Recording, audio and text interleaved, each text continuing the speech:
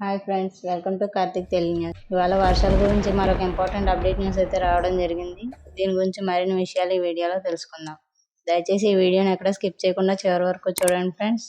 అలాగే మా channel subscribe చేసుకొని మాకైతే ఒక సపోర్ట్ అయితే ఇవ్వండి. వివరాల్లోకి వెళ్ళినట్లయితే నైరుతి బంగాళాఖాతంలో ఏర్పడిన తీవ్ర వాయుగుండం శుక్రవారం మధ్యాహ్నానికి తుఫానుగా మారినట్లు భారత వాతావరణ శాఖ అధికారులు పేర్కొన్నారు. దీనికి ఫెంజల్ గా నామకరణం చేశారు. ఇది పశ్చిమ వాయువ్య దిశగా కదులుతూ శనివారం మధ్యాహ్నానికి అరైకాల్, పుదుచ్చేరి, మహాబలిపురం, తమిళనాడు మధ్యలో తీరం దాటే అవకాశం ఉందని వెల్లడించారు. ఆ సమయంలో తీరం వెంబడి గరిష్టంగా గంటకు 90 కిలోమీటర్ల వేగంతో గాలులు వీస్తాయని తెలిపారు.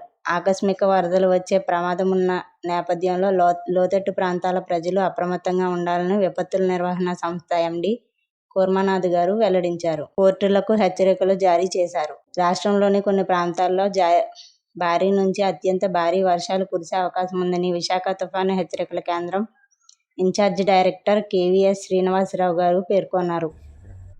శ్రీ పొట్టి శ్రీరాములు, నెల్లూరు, తిరుపతి, చిత్తూరు, అన్నమయ్య, వైఎస్ఆర్ జిల్లాల్లో ఆకస్మికంగా వరదలు వచ్చే ప్రమాదం ఉందని వారు హెచ్చరించారు. అలాగే సముద్రం అలజడిగా మారిన నేపథ్యంలో మత్స్యకారులు సోమవారం వరకు వేటకు వెళ్లరాదని హెచ్చరించారు. కృష్ణాపట్నం పోర్టుకు 3వ నంబర్, విశాఖపట్నం, మచిలీపట్నం, నిజాంపట్నం, కాకినాడ, గంగవరం పోర్టులకు 2వ నంబర్ హెచ్చరికలు జారీ చేశారు.